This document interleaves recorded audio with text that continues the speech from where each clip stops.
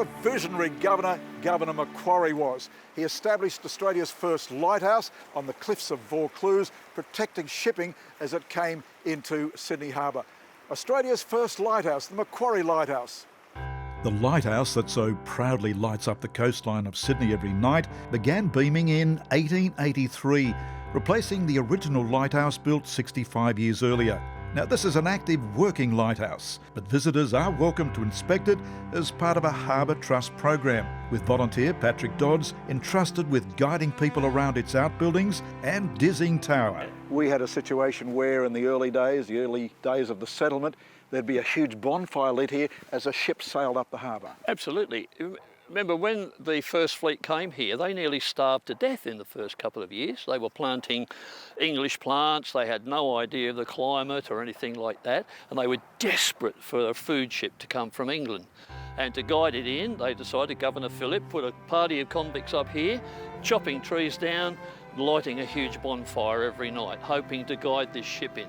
So it did another thing as well. When that fire was lit, as the ship sailed down the coast, the people down in Circular Quay at the first settlement, they'd see the fire, they'd realise that, wow, food's on its way. And everyone who could gets in a boat and comes up to meet them at the heads. Yeah. Head lighthouse keeper lived right here. Yes, 1836 this was built originally, Greg. Long before they built the other accommodation for the assistant lighthouse keepers and the engineer and his assistant. So they ended up with quite a village of people up here. But the first one was for the boss, the head lighthouse keeper. And here it is, still here.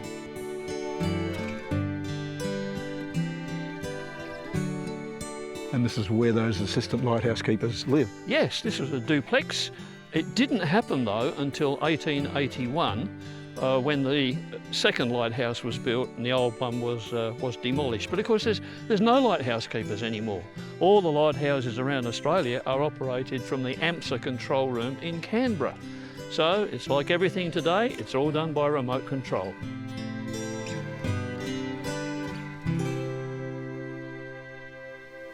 Patrick, inside the lighthouse, so many lights that would have been used over the years. Yes, indeed. This is the original engine room, and it's now a bit of a museum of all the different, coming from the original parabolic reflectors through to these kind of lights, through to ahead of you there.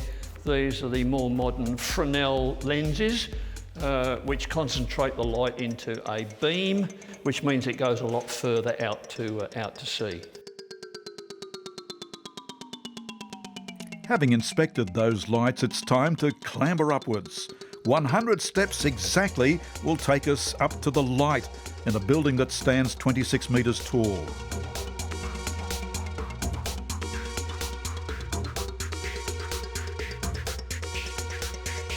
Okay, Greg, and here's the culmination of all your effort in the magnificent lantern room. Wow. Now this lantern has been operating in many different forms for 204 years. There has been a light of some sort up here for all that time, yes. And this light, of course, has to revolve in the day so that there's no damage done. That's right. It has 2 electric motors, so if one fails, the other one automatically comes on. And looking up in there are several bulbs, so if one fails, the other one automatically comes on. And it's switched on and off by that remote sensor over there, so that as it gets darker, the light will come on. When the light comes up over the horizon in the morning, it'll turn down.